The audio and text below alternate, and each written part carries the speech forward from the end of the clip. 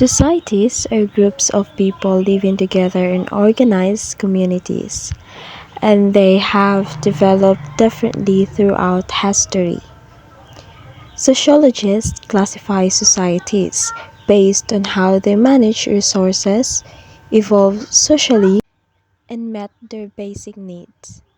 These classifications help us understand how human life has changed from simple, tribal communities to modern, technology driven societies.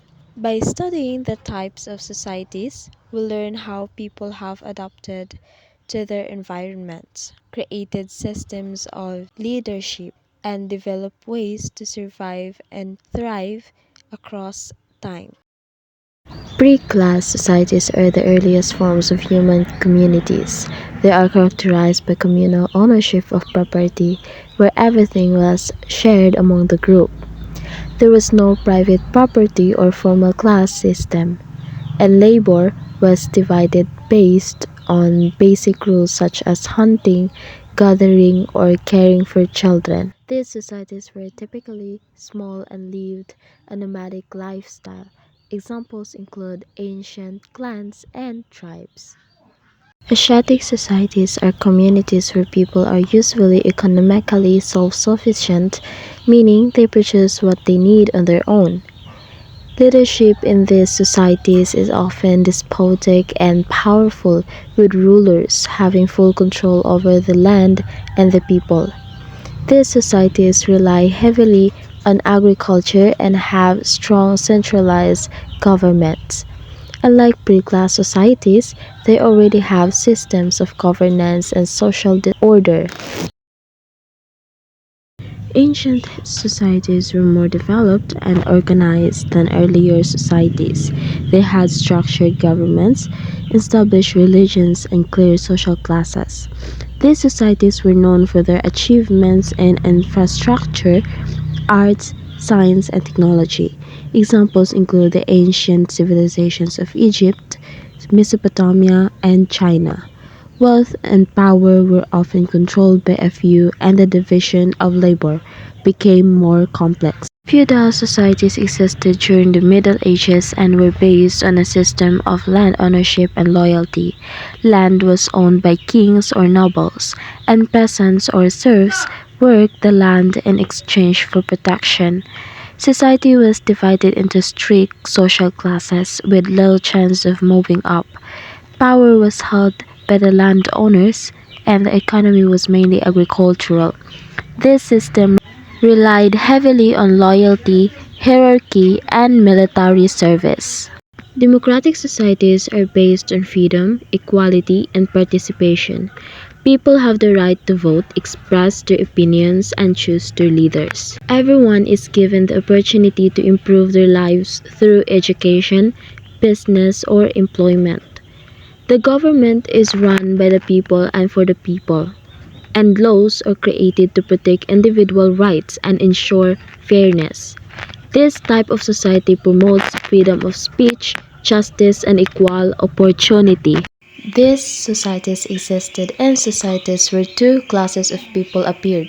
The bourgeoisie, property owners, owned the capital and the means of production, and the proletariat, the laborers or workers, were compelled to work for the capitalist or sell their small properties to the capitalist. For example, United States has a strong private enterprise, wage labor system, and market economy. These are early, small-scale societies that are less complex, often homogeneous and based on kinship or family ties.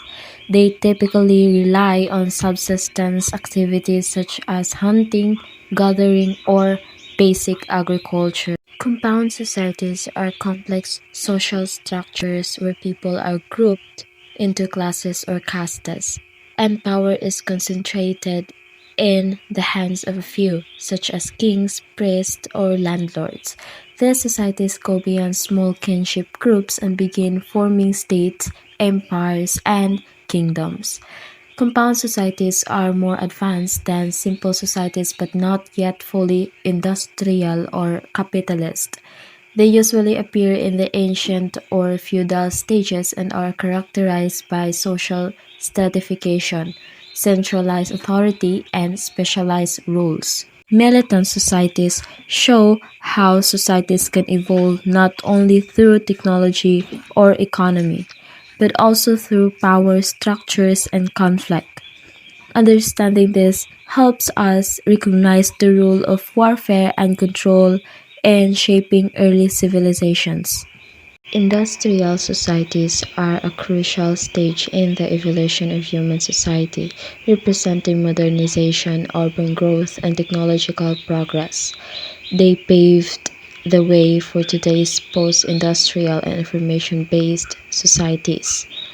Industrial societies are highly developed societies that emerged during and after the Industrial Revolution.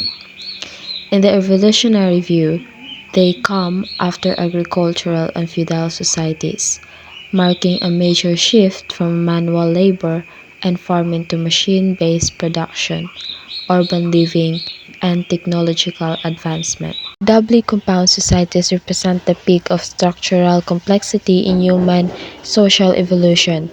They show how societies grow through integration, differentiation, and coordination across many parts, essential for managing large, modern civilizations.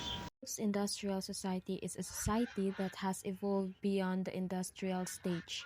In this phase, information, knowledge, and services become the main drivers of the economy rather than manufacturing or agriculture. This type of society is sometimes called a knowledge society, digital society, or information society. A post-industrial society is seen as the next stage after an industrial society, where the focus shifts from manufacturing to services, information, and technology. Food gathering societies are the earliest form of human society based on how people meet their. In these societies, people collect wild plants, fruits, roots, nuts, and small animals from their natural environment. They do not farm or raise animals. They rely entirely on what nature provides. Understanding food gathering societies helps us appreciate how early humans survived, adapted to nature, and lived in balance with the environment, a lesson that still matters today. Horticultural societies are small-scale farming communities that grow their own food using basic methods. They are a vital step in the development of more complex societies, marking the beginning of food production, permanent homes, and social structures. Horticultural societies are communities that survive primarily by planting and cultivating crops using simple tools and methods. Unlike large-scale farming or agriculture, horticulture involves small gardens or plots where people grow food for their own use, not for trade or profit. Pastoral societies are communities that survive primarily by domesticating and herding animals. Instead of relying on crops or wild plants, they depend on animals for milk, meat, skins, and trade. These societies often live in areas unsuitable for farming like grasslands, mountains, or deserts. Pastoral societies depend on domesticated animals rather than farming. They are mobile, community-centered, and well adapted to a challenging environment. Their unique lifestyle plays a key role in the evolution of human survival and social systems. Agricultural societies are large, settled communities that depend on farming, surplus food production, and social organization. They played a key role in human evolution by allowing population growth, the rise of cities, and the foundation of modern society. Industrial societies are a crucial stage in the evolution of human society, representing modernization, urban growth, and technological progress. They paved the way for today's post-industrial and information-based societies. Post-industrial societies are shaped by knowledge innovation, and digital technologies. People rely less on physical labor and more on intellectual, technical, and creative work. These societies are rapidly evolving and represent the current and future stage of human development.